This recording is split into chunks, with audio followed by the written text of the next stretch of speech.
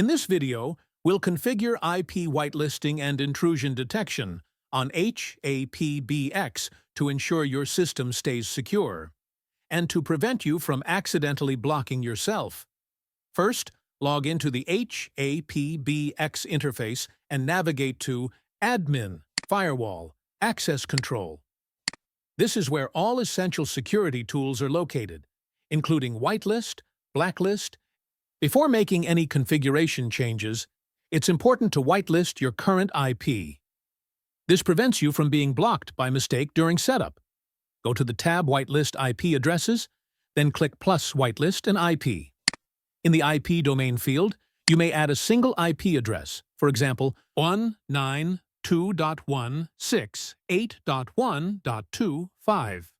Or you can whitelist an entire network using the CIDR format, for example, 192.168.1.0/24.